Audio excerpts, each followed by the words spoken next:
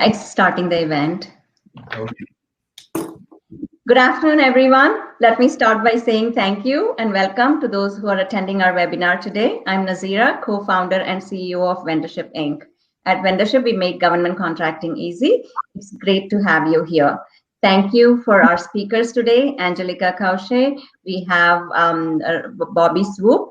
In fact, we do have Robert Miner joining us. He was booted out, but he should be joining us back soon. And so thank you for bringing your expertise and experience this afternoon. The topic we're talking about is local government and IT budgeting. So we hope that our conversation or discussion will contribute to a meaningful and constructive discussion. We are happy to have with us here our team, Susan, Madhu, Remya, Seema, Sabina, and Charlie, who's moderating in the back end.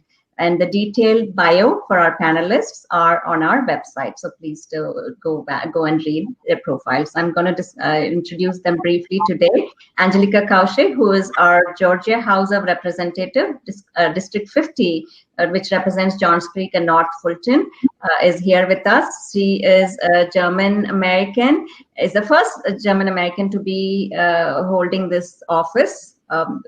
And she's been elected for her second term, and she is serving on these committees: higher education, natural resources and environment, and small business development committees. So Angelika, it's good to see you here again, and thank you so much for joining us, and thank you for serving as well.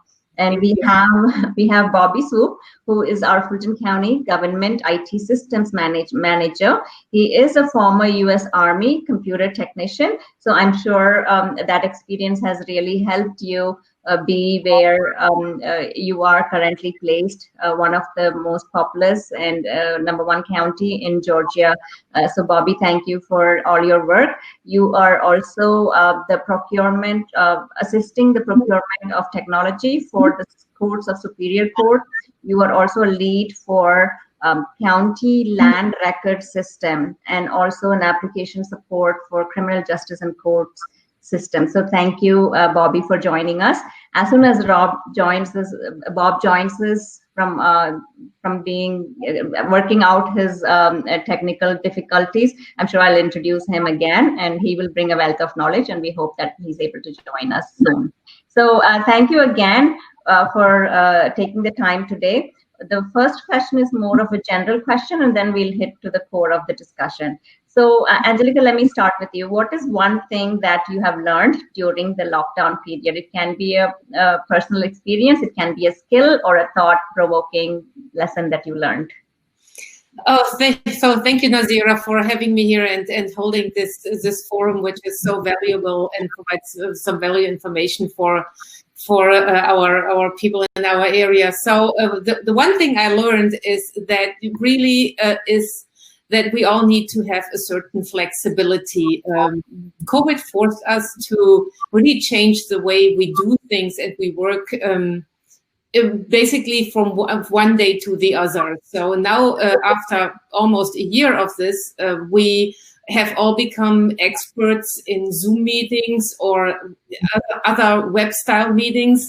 So we all kind of learned our technological skills. And with that, we also know that from a government perspective, that one thing we need to look at is really how we make like these online services more accessible for everyone. I think it is kind of hard because we kind of like need to balance this impersonal, personal distancing. We have social distance, but there's still a difference between meeting people, like when you sit them across each other. So actually, I was quite glad that we could go back to the State House. Our session started on January 11th. So we're seeing people personally in social distant format. So it's not the same as before, but it is at least one step. And I honestly can't wait till we get over this pandemic, have a majority of people vaccinated so that all of us can go back to some sort of normalcy. So it's I think we're getting at the point where everybody is kind of like super tired of this. And I understand it, but it's just something we have to deal with it for a few months more. I hope it's not longer. Definitely. Thank you, Angelika. Bobby, how about you? What is one thing that you've learned during the lockdown period, a skill or a thought process? Well, it's been a little of both. It's been quite different, as we say. I've still been working in the office because in the courts, we only close down unless the Chief Justice state that the courts are to be closed. So in some format, we have been working very diligently to allow court proceedings through Zoom.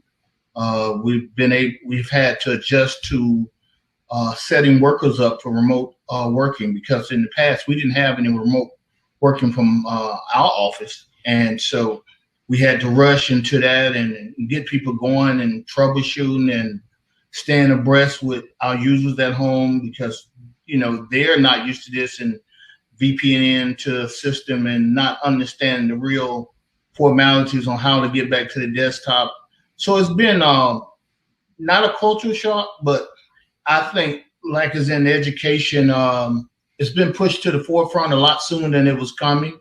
So then you have to look out for the welfare of your workers in terms of their mental state, because this has been a very taxing pandemic on the mental state of the employees. So, you know, I tried to stay focused. I've been studying for the CISSP, so that really keeps me busy at home and at work when things are down. So I try to share that with our users to try to advance their skill set during this pandemic and really use the technology, because it's here. We've left the industrial age and we are in the information technology age. So everybody working in this environment now needs to be abreast. So that's been the thing that I've been really pushing with our employees. Awesome. Very nice. Thank you. It's a great way to enhance your educational skills as well. So you're on it. So that's really wonderful. So Bobby, another question I want to follow up with you is, can you share a little bit of what is it that you do on a typical day? What does it look like in the county as an IT systems manager? Well, I mean, in the group I'm in, right, I'm not in the main IT department. So we do a wide variety of things. I mean, from desktop support to actual virtualization and storage. So my day can typically go from working with users, demonstrating applications, setting up Zoom, training folks how to use remote access, upgrading and patching virtual machines, creating storage, data stores and storage device to connect to the environment. We're building new environments for the courts. So we have a variety of things that we're implementing. My day-to-day operation can be from one extreme to the next. You know, I can be extremely technical one day, or one day I can be more of a counselor in terms of using technology. Very nice. Awesome. Great. So Angelika, let me ask you this next question. So you are an elected official. You're also a woman. So do you think there are any key leadership skills that you have to always have, or you feel you possess to make your work easier or perform your job well? Oh, that's an interesting question. For me, it's always like about being connected to my constituents.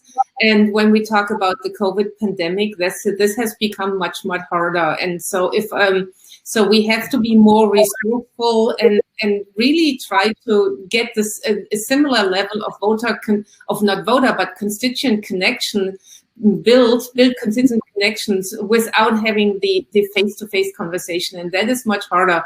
I mean, we just went through an election cycle where we basically had the whole election totally virtual and via phone. So I've significantly improved my phone skills. I had a lot of phone conversations, but we also managed to get people together in groups and really meet on Zoom meetings. And I found out that just getting people together in that form is almost as productive as, or could be even more productive, just because you have them, you actually allow them. The fact that we don't have to travel to a place is an advantage. So, and I think we will come to sort of like a mix of like going to places or keeping these internet, Zoom, web-based meetings just because it is more convenient. And as the workplace changes and less people will probably go to the office in the future, I see, as when you ask me as women related, I see challenges for women when it comes to childcare, and there is where we really can. I think we haven't really found the answer how we best solve this. One of the things I hear from parents in district who are working from home now, and the kids are online at home. I mean, Nazira, you have children, they're going to school online. It is a challenge, especially when the kids are special need kids and need more attention. So there are just things technology cannot solve that easily. And those are the situations where we really have to find more balance. So finding the balance is really one of the biggest challenges, and that is something I'm very concerned about, especially because the pandemic affects women proportionally more negative than men professionally. So that's a great concern for me. Yeah. You stated, yeah, that's one of the things we're finding right now, because we have much more female workers with kids at home. So we're finding ways to try to adjust to them, so that they can be productive from home and still, keep their jobs and stay gainfully employed.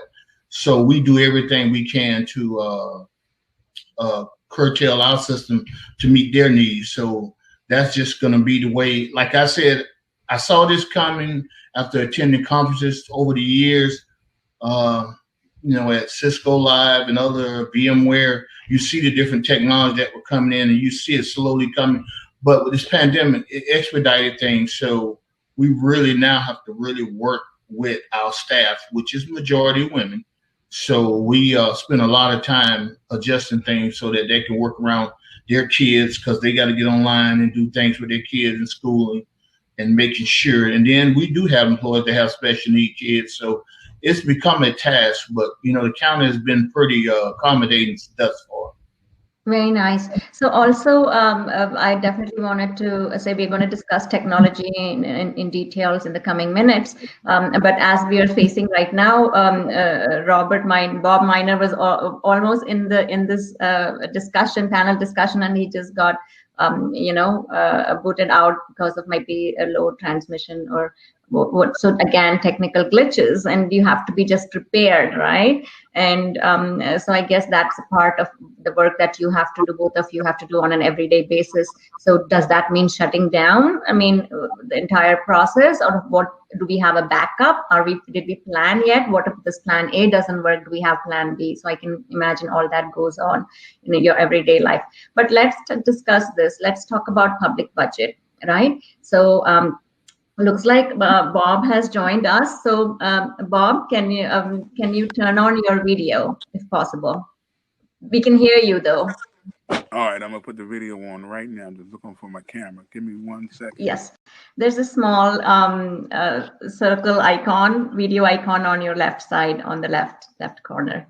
Can you yes, see me now? Awesome, great. Yes, Bob, stay. I need to introduce you. You do have your time, so we're so glad you're back. So Bob is a former Chief Information Officer at City of Baltimore, and the other positions that he's had in the past is he's been the Chief of Infrastructure with the State of New Jersey, Chief Information Security Officer with City of Philadelphia, and technology leadership positions with. He's also the current CIO and the President for Quad Tech Systems, and also an advisor for 5 of the states. So Bob, one of the questions we've asked, so we're doing the warm-up question with you now. What is one thing that you have learned during the lockdown period, Bob? It can be a skill or a thought process. Let's start with a thought process. One thought process I learned is that now we're doing so much stuff with Zoom that we have to make sure that the security and everything is locked down and tight. So ways that I communicated in the office or at a round table, now I'm being able to do that through Zoom. So I'm learning that it takes more preparation, it takes more time, but it actually takes more upfront work to get it together. People I could just actually go to their office and say, come on in. Now I have to be more proactive to schedule it.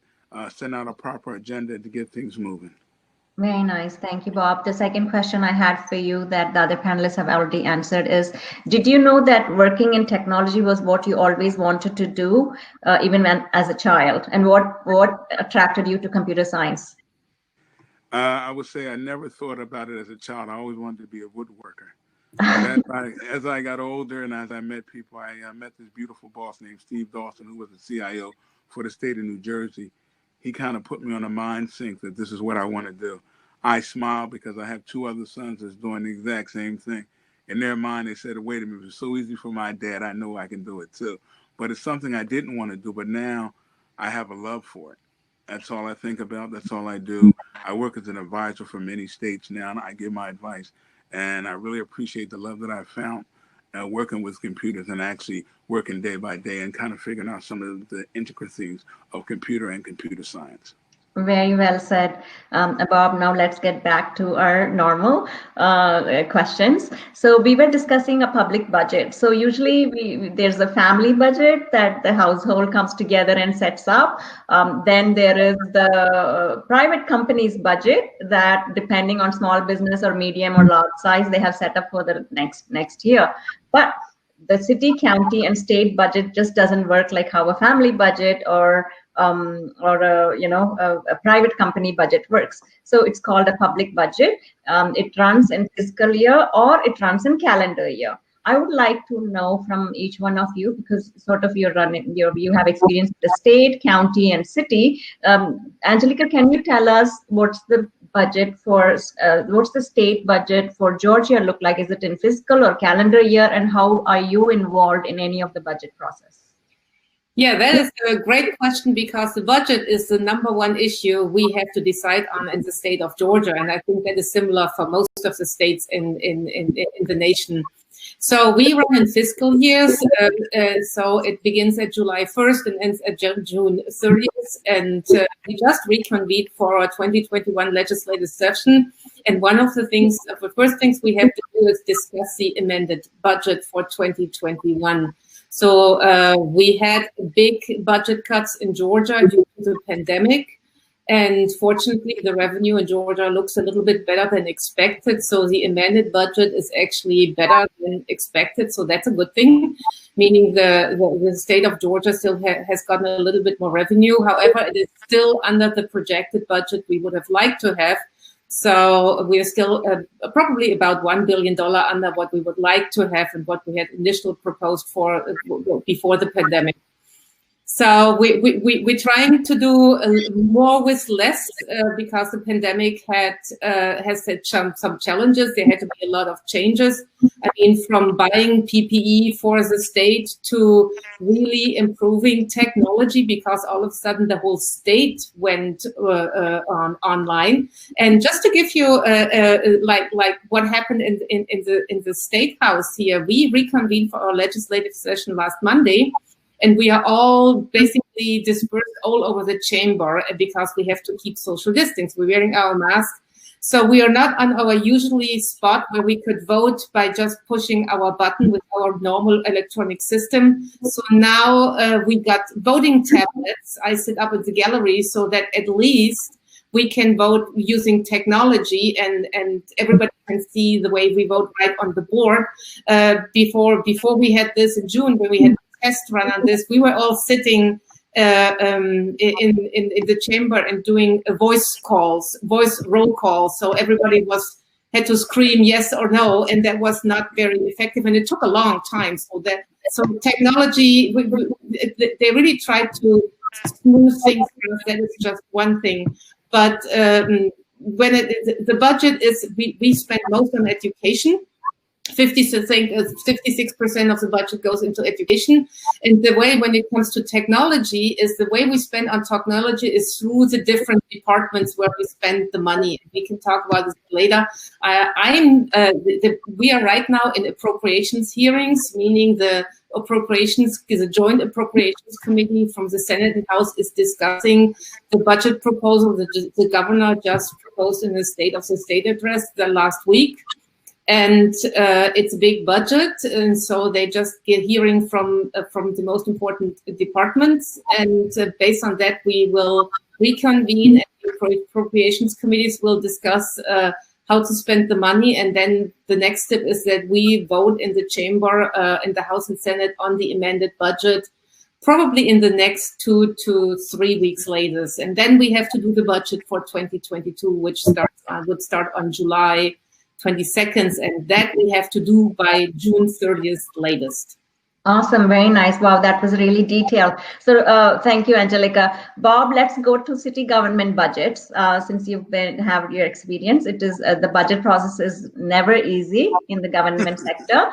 So tell us what's the process. I've been in Fulton County, so I know how hard it is to convince to keep your budget, because sometimes they can slash it if you don't prove that you have achieved your KPIs, right? So tell us the process, and then I want to go the next question to Bobby.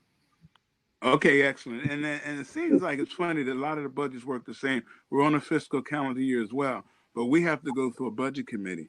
So what we do in working out of New Jersey, I think we set a good methodology for getting it done. We meet with all the leads of the departments, and we get what they would like to appropriate for their budget. Then we would work with our actual CIO, which was Steve Dawson, and then we would sit down and we would see what was most important. If there's any budgets we could combine, then we would go to the budget committee and we would sit there, and I hate to use a bad term, but we would wrangle on what would they accept and what they didn't accept. Let me give you an illustration. For the state of New Jersey, we did a project called ORS, which stands for OIT Availability and Recovery Site in Hamilton. If we didn't use or appropriate all those dollars in that fiscal year, it was taken away from us. So each year we had to appropriate, make sure we had the people, make sure we did the project management to complete the actual budget. In some cases, you may think you have budget, say, for $10 million to do a project, and you find out when you go to the well, it's not there. It could be moved, it could be changed. So all the time, even though we went through the budget committee to acquire a budget, and normally our budget when I was working in the state of New Jersey was $198 million, all those dollars was not always in place. They were a promise or committed to you, but then when you went to draw against them, they weren't there. So what was most important with our budget and our fiscal years, the projects that we had as our top 10 projects, what Steve Dawson did was he allocated what was the most important, and then we began to drill down on those. In some cases, the budget was available. In some cases, it wasn't. In some cases, we had to move money from one budget to another to complete an assignment. And then in some cases, if you didn't use all those allocated dollars in that fiscal year, the money was taken from you, and then you couldn't go back the following year and get it again. Definitely. So it's almost like you almost put $2 in the bank, but when you went to get it, sometimes it was only $1 left. Or you put $2 in the bank and you told you were promised to get it, and then when you went to get it, there was nothing left. So in city and state government, it was totally different. Almost you had to steal from Paul to give to Peter. But in essence, what you were doing is you were appropriating the money. Now, we have to remember we're dealing a lot with the city, the citizens, and our constituents. So we had to get buy-in from a lot of people to make that budget work. And we had to put everybody, because my boss as the CIO of the entire state and me as his chief, we had to allocate or had to approve each budget before it came through, and then we had to get it appropriated, which was never easy. It's never easy, and it's all about spend, because next year it's not going to roll over to the next year. So it'll never be available again. Exactly. So it very much leadership helps there in making sure they push their team to make sure it's spent wisely as well, and not just for the mere sake of spending. So thank you, Bob, for that information. And Angelika, just going back to your thoughts on how you were given this tablet, the voting tablet, the state of public sourcing, and I want to sort of bring these good facts. Last year, they found that there was in the government, in municipalities last year had to source 350% more communication devices and accessories than 2019. 285% more computer services, 150% more consumer electronics, 67% more data voice, 1,300% more information technology service delivery just in 2020 after the COVID, and 122% more software. So just shows wherever field that you guys are working on, especially Bobby and Bob, I think the scope is only increasing in the information technology sector in the government. So Bobby, the next question is for you. As you are here with us, Bobby, your commissioners at Fulton County are voting on the 2021 budget because Fulton County government runs on the calendar year, which is from Jan to December. Let me know if I got that correct. I used to be sitting in the where the chiefs of staffs used to sit, and we used to be a part of listening and the budget from the department heads exactly. So I understood what you meant, Bob. But what I have question for you, Bobby, is the federal government, especially the federal government budget is completely different from state, county, and city, because the state, county, and city, especially the county and city, have to balance their budget. So they cannot just borrow or leave large deficits behind. That's part of the state law. So I would like for us to discuss that a bit. But tell us, how has Fulton County government's budget, how do you see that happening? Have you been a part of it? Has your department head been a part of the government process budgeting, and what are your thoughts on it? Well, I'm in a kind of unique situation because I work for an elected official, which is the clerk of Superior Court, which also, reports to the state also, and then you got the county and state. So we do have a county budget that we, in terms of technology, we sit down and make an assessment of our environment, and based on conferences and court conferences, we support courts, we support civilian land record system.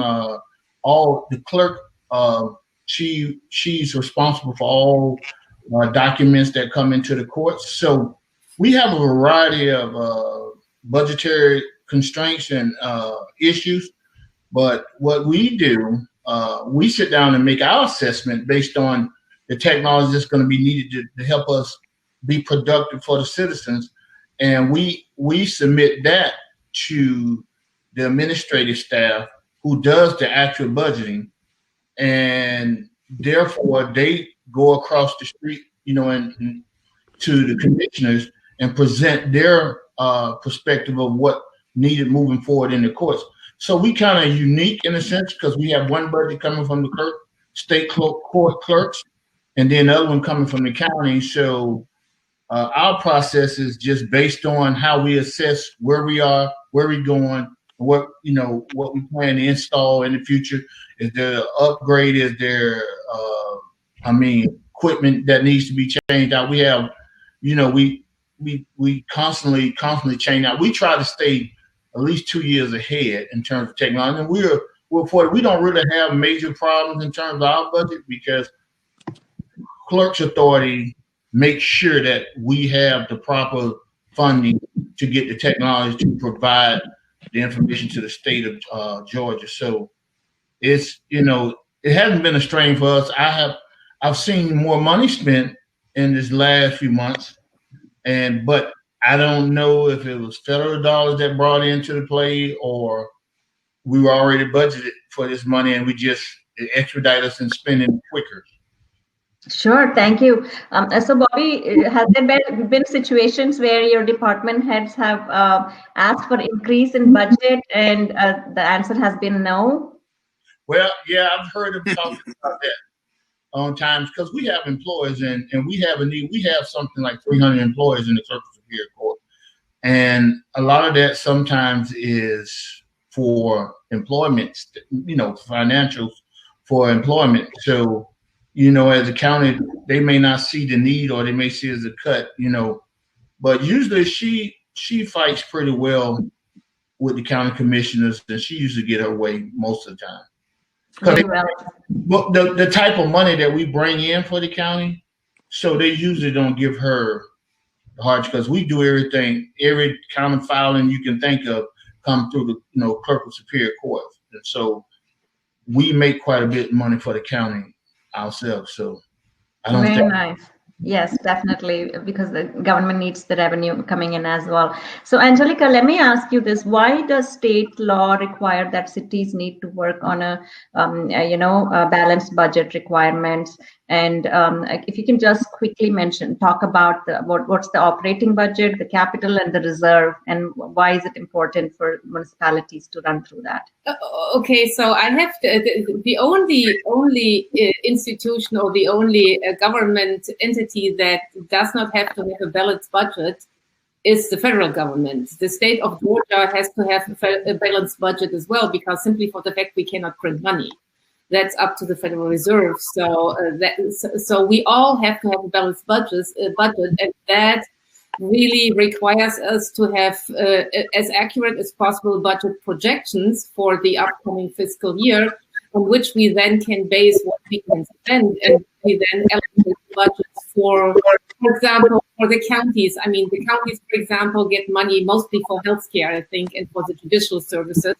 And the counties themselves generate their revenues through mostly property taxes. The state mostly gets the revenues through income taxes and sales taxes, but for the counties, I believe it's mostly property taxes. So we have different tax bases, but basically the only income we have are taxes we have to somehow generate, and we cannot spend more than we get in. So so because we are not the United States government, and we have just seen in COVID, the only reason why the United States government could be so generous with the CARES Act, because the United States has the ability to actually print that money and make that available right now. So I think if every state could print money, we would be in a very dire situation. So it's a good thing that we have to balance our budget, and I think it's a good thing that cities have to do that as well, because it forces us to every local government. It forces us to really think about what we can take in. It forces us to ask our constituents, what is it, what you need, what you want. I mean, we have services we have to provide, like infrastructure, schools, education. I mean, we need the judicial system, so we need the courts and things like this. But when it comes to local level, then there is the leverage discussion, and then it happens. And when certain departments require services or require money for certain services, we have to say no. Unfortunately, in recent years, we had to say no for a lot of services that I would say would be necessary. I mean, cutting education in Georgia, one of the issues is that we really had to cut in the judicial system. So just today, I heard in a presentation from the commissioner for GDOT, the Georgia Department of Transportation. No, it was the GBI, the Georgia Bureau of Investigation. My apologies. Who said they are still doing a lot on paper, and I was like, that is odd. So I see a request for appropriation in the future, therefore an upgrade coming our way. So let's put it this way. But this is what we just have to do, and I think that's a good thing that we have to do it that way. Yeah. So let me just, Bob, the next question is for you, but I just wanted to give an outlay of, I think the more populous a county or a city is, they have a higher budget. I believe, if I'm wrong, please let me know. Georgia budget, the state budget for Georgia is almost 25.9 billion that you guys are, that you all will be all plus 25.9 million. So 27 billion that you'll be voting on. Fulton County probably today is voting on a 1.1 billion plus, and it has an IT budget of 30 million plus. I don't know the exact figures, but I'm approximating it. Atlanta almost has a 673 million budget for the coming year, but I'm sure they have IT budget as well increased. So Bob, does it have the budget of a city, county, and state? Does it have anything to do with the population? Like, how much money are you spending per citizen? Well, it does have to do with the population. I don't know the exact number, but what we did in New Jersey to kind of get our hands around it, because if there's no budget restraint, then that means the money is going to be spent frivolously, and that's what we're trying to keep a handle on. We did what was called the BIA, a business impact analysis, and we looked at each department and the citizens in each department, and we tried to put a number or trying to quantify exactly what needed to be spent. Once we did that BIA, that business impact analysis, it kind of gave us an understanding of what each department was spending, but what the constituents and the citizens in each department need, as when it comes to different things with healthcare, computers, network. We had dark fiber in the streets that we were able to tap in on. So that helped us to really formulate a good budget. Then we went in front of the budget committee. We were able to allocate for what town, what state, and what city, how much money was being spent in harmony with the population and what the need was. And I like the way Bobby said it. And looking at a 2 to 3 to 4 year projection of what was to come, it helped us to give them some realistic numbers and some realistic things that they could really chew on to see what was needed, not only for IT and not only for those at OIT, but the citizens across the state, and how the money's being spent and where we would put the money into. And as we moved to Baltimore, I had the role of CIO, but it was called the Chief Innovation Officer. That means I met with the different constituents and the different citizens, and I went to the different rallies to understand what the need was in the city so I could better appropriate dollars for that city. Very well said. Thank you for that detailed information, Bob. Also, let's talk about the inevitable, right? The COVID-19. So how has COVID-19 impacted or affected the state and local government finances? And also, I know we're not talking about federal, but federal definitely has jumped in. Like Angelika said earlier, I think at some point last year, 200 billion, and then the new Biden-Harris administration has also committed 350 billion for state and local aid, state government, local government aid. Is that something that is of relevance for a common citizen, Bob? Well, it's a very, very, very real concern, because instead of us being in our office, now we're working from home. So we got a lot of issues there.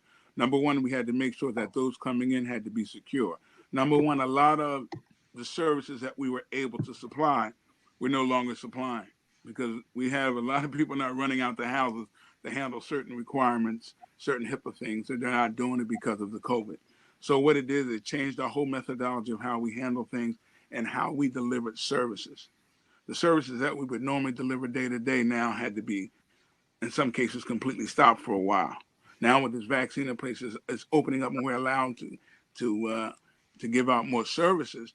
But now we're also thinking of how we're doing it. So technology-wise, computer-wise, security-wise, how we actually dealt face-to-face with the public, everything had to change. And also we had to beef up and really secure and lock down our systems, because we had more people now coming in from home to access the work that they were doing. So a lot of agencies, even still today, you can call them and they'll let you know they're closed for COVID. So those still concerns and those still health issues and those still HIPAA concerns are still there. So we had to address them, but we had to just change the whole methodology of how we did it. Now, even as of today, and we've been in COVID now for 10, 11 months, we're still working out different issues that are coming up from day to day. So we're still getting involved with making sure we're locked down, and I'm going to use terminology like cybersecurity. And the city of Baltimore, we also deal with something with the police called sieges. So when someone commits a crime, and the whole step through of that had to change because of the way we handle it. And a lot of cases, we're still not doing cases where you go up and you see a judge. Everything is video conferences. So now we had to make sure that our line of communication, our communication lines were more robust and more secure to handle those things. I mean, there's a track record of about 50 things that we deal with on a day-to-day basis because of the COVID change. But as the time goes on, we've been able to now be more mature in handling the day-to-day requests from the citizens and our constituents so that we continue to move forward. As of right now, none of us know how long this COVID is going to last. So now we're just getting built up and robust with our network. And I'm going to say a bad word to everybody. We're looking at how we may be able to take advantage more of 5G to offer better services in the future. But also 5G is so immature. There's still infrastructure and cabling and stuff we have to do there. But those are some of the avenues that we're looking at to be able to handle the requests coming from our citizens and our constituents. Definitely. Thank you. So Bobby, thanks for that, Bob. Bobby, so I've been in Fulton County, and I've been told if you've survived Fulton County, you can survive anywhere. So, here I am, Bobby, and I wish you all the best. I'm sure you are working with a wonderful team. But let's talk about embracing digital transformation, right? In your Superior Court, position as an IT systems manager. Bobby, what changes did you see? What was needed in order for that to happen? Because it can be a very drastically slow process. Like we said, there's a whole, you just can't go and say, hey, they're doing a good job, let's bring them in. There's a whole process of procurement and getting a contractor. But tell us, how has your department embraced digital transformation in 2021? Well, to be quite honest, we were kind of ahead of the game because we were basically changing the infrastructure anyway. We were installing from the county perspective, the infrastructure with Meraki switches and access points and those type of things. We already changed the infrastructure. Then on the court side, we had to get together right away and put in an initiative to build courts remotely from widescreen television in there so that people can see and people can call in and have their hearings. And it's been an adjustment. It's a lot of work. And for a small group, we had to team up with the other courts, state court, magistrate court, or superior courts.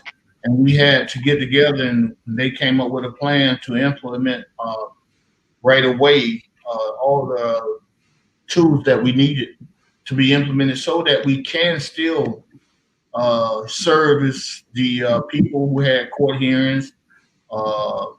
There are all kinds of things that take place. You got people in jail, so they got to have first appearance.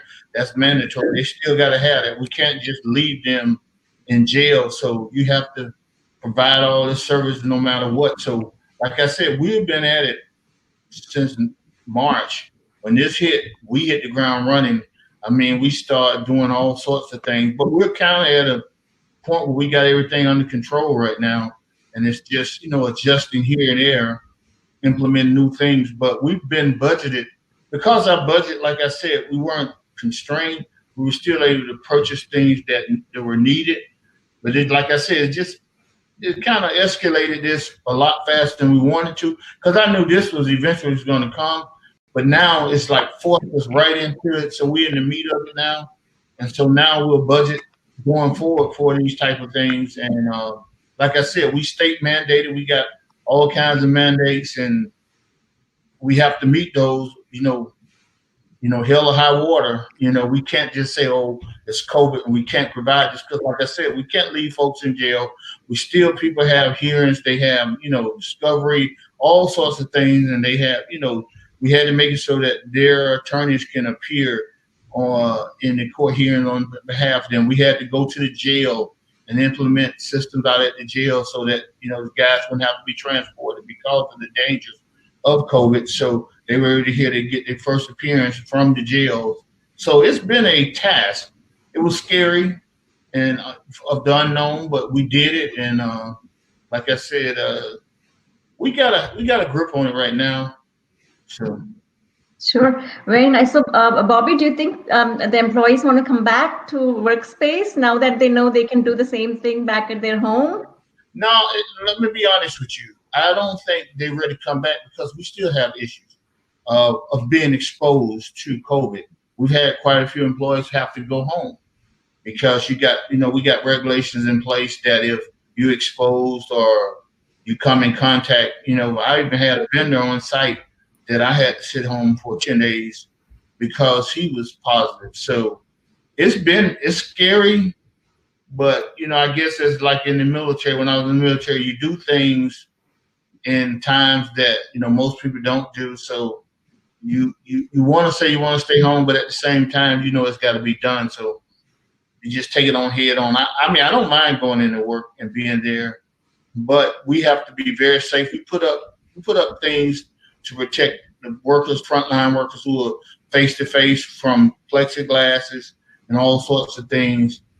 And we're not allowing people to have personal intervention with our service people up front, frontline people. But we got the technology in place so they can remote from a desktop out in the lobby and talk to the person. So it's been a task, but we're getting it done. Awesome. Thank you so much for your service, Bobby. So, Bob, even if you get out of video, don't leave. We can still hear you. Yeah. So the next question is for Angelika. Angelika, how important is it that to have strong IT leadership, even in the state, or building partnerships? Is it critical for government towards their digital modernization and future success? Because this is government money.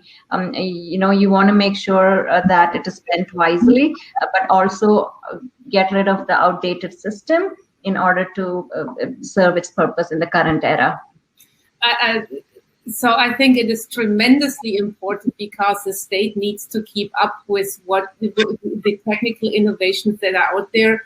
And we have seen in recent years an increasing demand for the state to change the laws to accommodate this. I mean, just last year we had to change the law so that actually lawyers could be allowed to meet with their clients online or things like this because of the pandemic. We had to change a couple of things. The other thing is, in the past year before the pandemic, we talked a lot at the state about telehealth. So allowing medical professionals to meet with their clients and nurses in a professional way online, sharing data. These are all things we talk about. Schools going online. There was a lot of talk about one of the biggest issues we face in the state is rural broadband. So the pandemic really has exacerbated the lack of connectivity in rural Georgia, which now puts those areas at risk of falling even more behind. I mean, students had to go to they had to post, for example, for the schools, they had to post buses somewhere at central locations so that some kids could access wireless connectivity. That is not an ideal situation. So one of the biggest challenges we face is actually tackling the issue of rural broadband and rural connectivity. And we have to do it soon. Definitely. Thank you so much for reiterating and emphasizing that. So Bob, the next question is for you. Even if the video goes off, we can still hear you. So let's talk about the best practices, or how do the best minds of innovation come in during this time, right? For innovation together to keep going. So for example, DeKalb County in Georgia, Bob, actually has worked on last year on cooperative purchasing contracts. So they didn't have to go through the regular contracting process, which takes a lot of time. And so that has reduced their time, Bob, to get contractors on board much faster. And a state of Ohio probably in 2012 went into cloud transformation or cloud services, and they're able to show $162 million in savings, in documented savings. Can you tell us some examples from what you have experienced in how county government or city or state have gone into digital modernization and have saved money? And is that the scope we see in the future as well? Bob, we can't hear you. We're not able to hear you. Bob? Tell him to turn his video on. Yes, we can hear you now. Go ahead. Now, you were talking to me? Yes, Bob. The question was for you that do you see the scope of digital transformation continuing in order to show documented savings? I just stated that DeKalb County and state of Ohio as a couple of examples on how they have saved their dollars by going modernizing their digital system. Oh yeah, ain't no doubt. But like I said, that's one thing we've done. I think we've done a great job of staying ahead of the game. And we have been digitizing most of our systems, like from scan stations to documents in the criminal justice system, land record system. We're doing everything, e-file, Georgia, everything is basically web-based now. So we're not doing a lot of paperwork. We digitize all land record stuff, so now people can come in and request land documents at request, and we can pull them up just based on going to a folder or a shared folder and allowing them to retrieve these documents for customers. So we've been ahead. I mean, sometime now. I really say that we did this. I guess we were like not stressed by this situation now. because we were already on that roadmap to get to. Awesome. Yes. Looks like your department is already prepared for a COVID-19 situation because you believed in that modernizing into digitalized system much earlier. So Bob, can you hear me? We can hear you though. Is it can you turn on your audio maybe? So no, we can't hear you, Bob. Just the glitches of technology as we go through. So Bob, hello? Can you hear me now? We can hear you, definitely. Please answer the question as Bobby, where he stopped, with what are the best practices for state and local government if they're thinking about, this is the time, COVID-19 is forcing us to do some things, and what are those things they should be doing? Well, and I kind of listened and heard exactly what Bobby was saying, and I think a lot of state and government agencies have already begun to prepare for this type of challenge. I mean, when it comes to video conferencing, we found it to be more apropos to be working from home.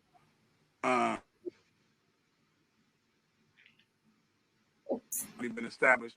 We set up a lot of what we call VPN, virtual private networks, so we can allow those from the state and a lot of our technologists to be able to get in from home. A lot of things and a lot of systems that we cover have to be monitored 24/7. So a lot of this stuff has already been in place.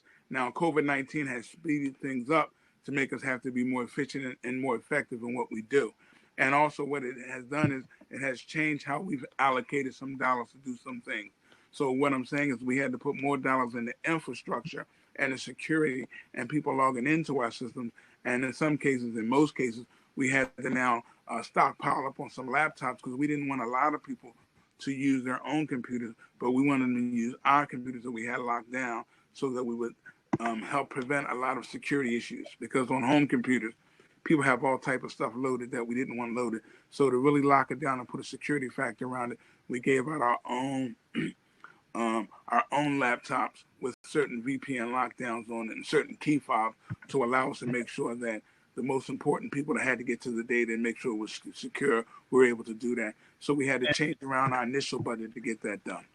And to interject, there's, when you start using personal devices, now you get caught up in state regulation laws where you don't have security policies in places and awareness training and all those things in place, that people will do things that you can't hold them liable, that they haven't signed us up with use policies and stuff for things that belong to them. So you have to make sure that they're using your environment as the way to do their work. So when you have them, that's kind of strenuous, when you do that.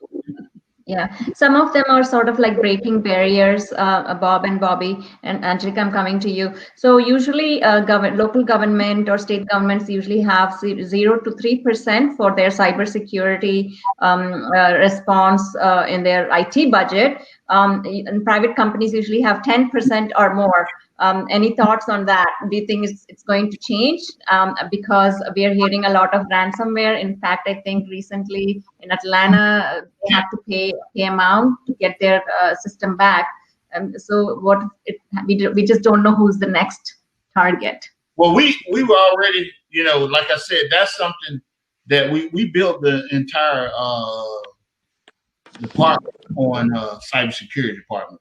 And basically, they were already looking ahead because we saw that attack on the city, and we saw other counties get hit too, and we're constantly monitoring around the country for federal government, and then so you got a lot of things like the National Institute of Standard Technology, you got government, agencies and infrastructure that must be in place to meet the standards by the state and federal government. So this is something we really have taken seriously, and they are spending more money, and without talking about the type of devices and systems that they have in place, but they are doing that at a very high rate now, and they allocate more money. But once again, the other side of that is you have to get your county executive officers to buy into what the cybersecurity team needs to do. And then the cybersecurity team has to make sure that all the departments within the county buy into what they're doing, and the employees. So it's a double-edged sword, but it has to happen. And now, as I study myself, I got a master's degree in cybersecurity, and I see where there could be problems going forward with a lot of organizations because they don't have these things in place. Definitely. Bob, would you like to add? Yeah, and Bobby was 100% now. Like I said, there's money being budgeted and allocated more than what was normally expected because of this COVID-19. So I guess as we come around the corner, we get to the question, and I know that's going to be asked, how do we get other people involved in getting involved in these government RFPs and stuff like that? And I think the purpose where your group come in is that you will help them to be able to facilitate these things. The government and the state and the cities and the local governments, they all have their niche and who and where and how they do business with different agencies and different vendors and stuff like that. I think where your agency really sets the lead is that it helps different groups, agencies, small businesses to get involved in more of these government contracts.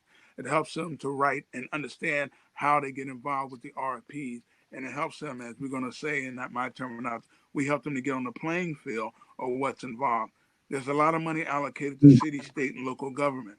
I guess our question here today, and one thing that our purpose today is to help other small businesses, minority businesses, be able to get involved and actually have have some stake in the game. And that's what we're going to talk about.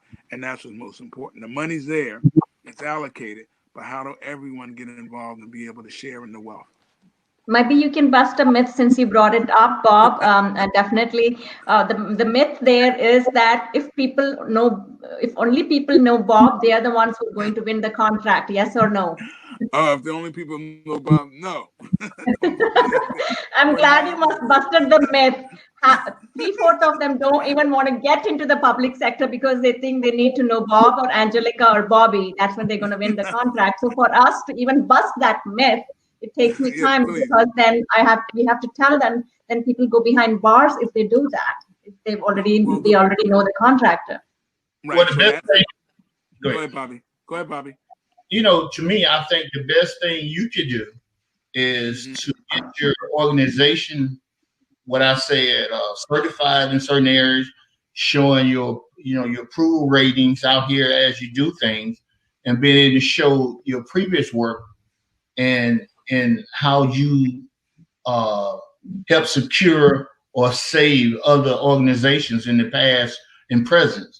And that's going to be the biggest stickler, is to be able to demonstrate that you are knowledgeable and you can come in and assess this environment and give a true assessment of what's needed going forward. And how can your expertise help the experts within the county to advance their knowledge, so. Definitely. And let me add that, and that's what's most important. I think the purpose of this call is to help I know in the city of Philadelphia, we did what's called set aside. We set aside so much business for small minority businesses. So what we did is we had a large contract going on, like we upgraded all of our, I'll use the terminology, we upgraded all of our Cisco switches. We spent about $50 million. Part of that $50 million had to be set aside for small minority businesses to get involved. I think what you bring to the table is that you help them to break that. We're going to use a bad terminology. You help them to peel the onion and know how to get involved.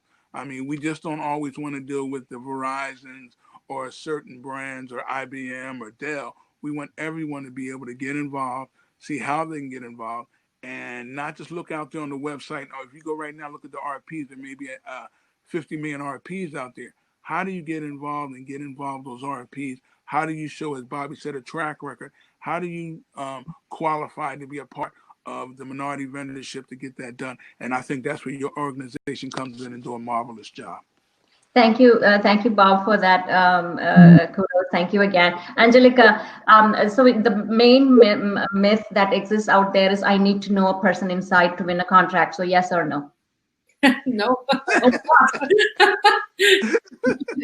the last person who could help you would be me, because I don't have in what the departments are doing. So that should be really left to the staff of the departments who know what the department needs. So. Okay, I want to take the next few seconds before we go into the closing comments, and I'll check to see if there are any questions to yes or no answer. So yes, no, maybe. Yeah. So ready or not, digital platforms are here to stay. Bobby, yes, yes. Yes. Yes. Okay, sounds good. Government embracing digital platforms will best serve their citizens through these uncertain times. Yes. Yes. Yes. So maybe because maybe he says maybe because she knows that we need to have a human touch as well. We need to have human interaction. Me being a veteran and dealing with the VA, yes, there's that need for that personal touch. But there are many things that we can digitize and get to people and save them time, save them travel costs and all those other things. But when it comes to health and welfare, that's a different animal.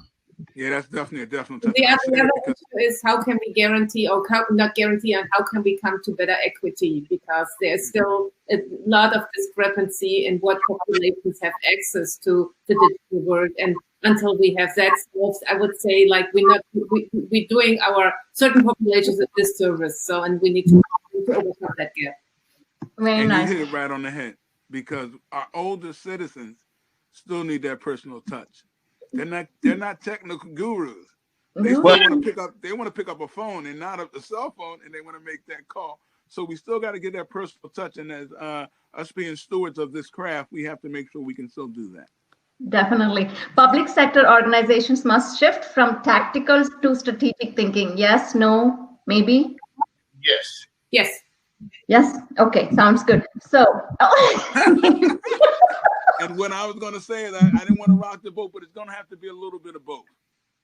We're going to, and maybe more, maybe 70 or 80, 10 or 80, 20, however it works out, but it's going to have to be a little bit of both just to keep the things going. We're not technologists. We're not, techno savvy enough to do all of one.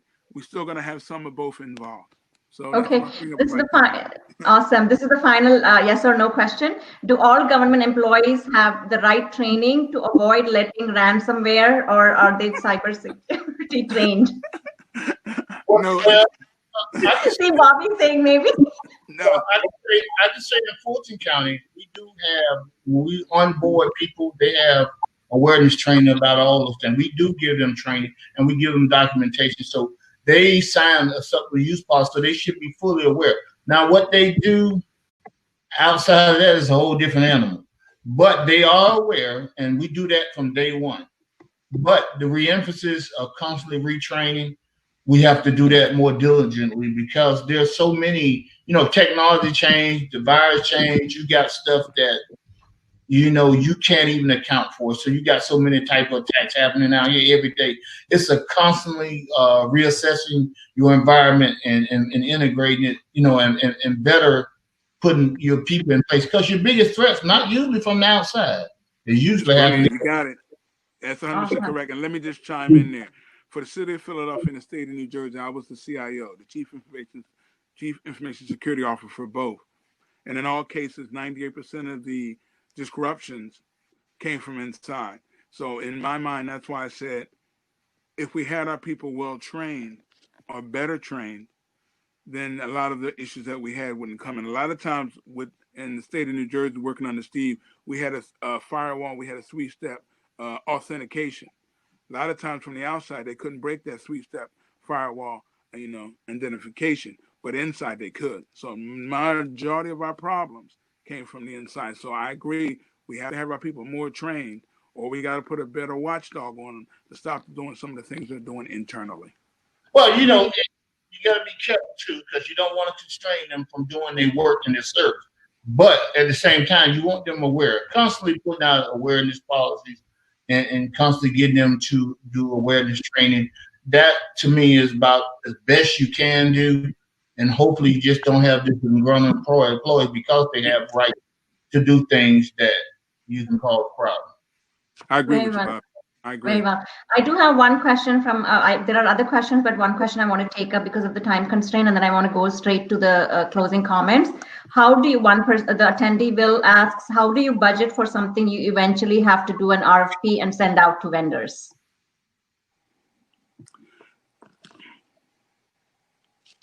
Okay, so you can go ahead. And I've been in such situations. I've been in such situations, Bob, and sometimes it is required because they are the only one who do that unique service. And you're 100% correct, and that's what I was going to comment on. Some things where there's some specialties that we may not have in-house, then we got to send out an RFP. But what we do in that case is we'll set up a steering committee so that even the people who apply for the RFP, they got to understand institutionally what we're looking for. Once they understand institutionally what we're looking for, then they're better able to give us a better solution. So some things go out to RFP because we don't have the institutional knowledge to handle it. I know when we first opened up in the state of New Jersey, we did a lot of ERP. We had some expertise in-house, but we did not have the architect or the expertise to get it done. We had to put it out for RFP, but we have to help those who are coming in on the RFP to understand what the need is and what the request is so they could hit our needs and hit, and so our expectations could be fulfilled. So it goes out because of that. That's one of the main reasons why we do an RFP. Awesome, thank you. Angelika, thank you again for taking the time this afternoon. Very, insightful information that you've provided about the state budget. We would like to hear some closing comments from you. Thank you, Nazira. So it's been a great honor being here. And when we think about the future of the state, technology will take and continue to be a big part of it.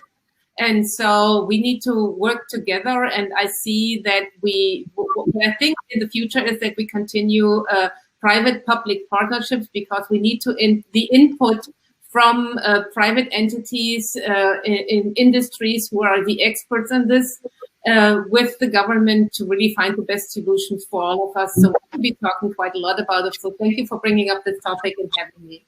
Thank you. And I just wanted to make sure I mentioned this, the COVID-19 vaccine, we are already seeing some turbulence in the distribution and all that. That's where the technology probably could have helped. The public-private partnership could have enhanced those efforts.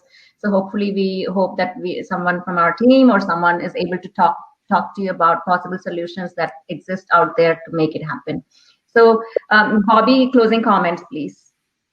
Well, like I say, we have to stay vigilant in advancing our technological tools and security. That's right now, security is probably the biggest issue that we're going to address now that people know that we're working remotely a lot more. And so you got all these other remote devices coming into place. So we got to be very vigilant in staying ahead of the game in terms of technology. So that's going to take a little requirement from the vendors to introduce new technology, and then us staying abreast of the technology available through research. So I'm just looking forward to, the next few years to see how things work out. Definitely, because Bobby, sometimes I see that divide or the gap that we see all those solution providers and we see the government needs it, but it's just that they both have not been connected in some way or the other, and they've hesitated to come into the public sector. So we feel we have sort of helped get them into the public sector space. But Bob, give us your closing comments. Well, number one, I'd like to thank everyone for being on this call. I tell you, working with different groups and the people on this call have really been a great education for me. So I want to thank each and every one of you for that. Number two, I think a forum like this is really needed so that different people and different vendors can come and hear what we're doing so they can become a bigger part of the solution. I'm looking at some of the questions, and a lot of people are talking about the RFPs. That's a process that we need to really educate the people on and educate the vendors on. And I think it's through your group that you can help them to do that. So this presentation was very, very informative, not just for us, but for those who are listening. Also, as we move forward, I think more of this needs to happen on a more regular basis so people can get more involved. City, state, and local government, we love to work with our citizens and our constituents to pull together our overall solution. So I thank each and every one of you for your time, but more importantly, look at what state and city governments are doing. We're doing a lot of things that's really going to be excellent for our constituents, and we really need your help. So please continue to work with us and give us an opportunity to work with you a lot closer. Thank you so much, Bob, Bobby, and Angelika. And thank you, Vendorship team, for taking the time today. And thank you for all the viewers and attendees. RFP process, we make it easy as well. So reach out to us if you want to work with the local, state, and city government. And continue to stay healthy and safe. And thank you again so much for your time this evening, all of you. Thank you. Thank you very much. Have a great day. You too. Bye-bye. Bye-bye.